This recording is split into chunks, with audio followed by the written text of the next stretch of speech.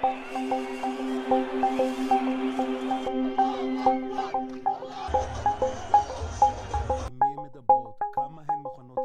להם את הפרטיות הזאת।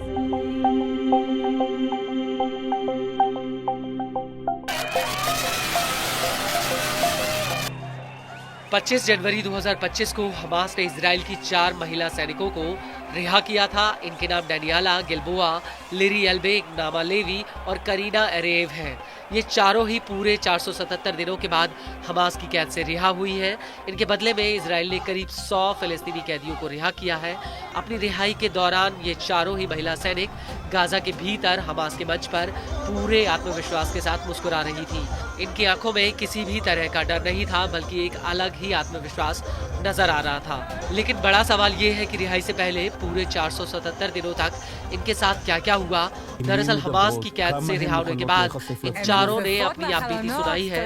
इन चारों महिलाओं का कहना है कि हमास के लड़ाकों ने उन्हें नागरिक अपार्टमेंट और सुरंगों में रखा, जहां पर साफ सफाई की कमी थी और अक्सर वो लंबे समय तक नहा नहीं पाती थी। उन्हें हमास के लड़ाकों के लिए खाना पकाने और सफाई करने के लिए मजबूर किया जाता था। कभी कभी तो उन्हें खाना भी बहुत कम मिलता था। इसके अलावा हमास की कैद में उन्हें मीडिया यानी रेडियो सुनने के लिए दिया जाता था, जिसके जरिए वो अपने परिजनों की आवाजें सुन पाती थी। और कई बार इन चारों बंधकों को एक साथ रखा जाता था और कई बार इन कैदियों से हमास के लड़ाके जबरन अपने बच्चों की देखभाल तक कराते थे। हमास की कैद के दौरान उन्होंने अरबी बोलना तक सीखा। इसको लेकर इजराइल के पब्लिक ब्रॉडकास्टिंग कॉर्पोरेशन का कहना है कि इन चारों बंधकों को इजरायली बंधक आगम बर्गर के साथ रखा गया था। बता दें कि आगम को तीसरे चरण की रिहाई में रिहा किया जाना है और हाल ही में इन चारों को आगम से अलग किया गया था। हालांकि कैद के शुरुआती दिनों में एक व्यक्ति या महिला इन महिलाओं के साथ में रहता था, जो इनके खाने पीने और नहाने धोने का ध्यान रखता था। ये व्यक्ति या महिला हमास के लड़ाकों और इनके बीच में मध्यस्थ की भूमिका निभाता था। इन चारों बंधकों को फिलिस्तीनी महिला बनाकर गाजा के अलग अलग इलाकों में रखा गया था। इजरायली पब्लिक ब्रॉडकास्टर का कहना है कि कैद के दौरान कतर के न्यूज चैनल अल जजीरा ने इन बंधकों से मुलाकात की थी।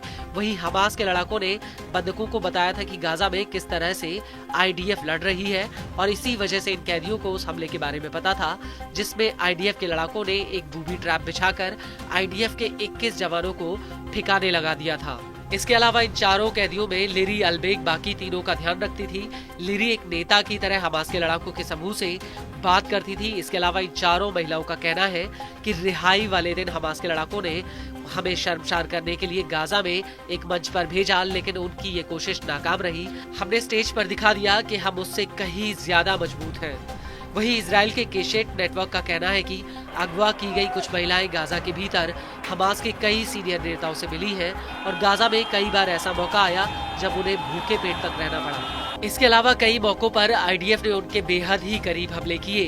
उस वक्त इन्हें ऐसा लगा कि कहीं ये IDF के हमलों की चपेट में न आ जाएं।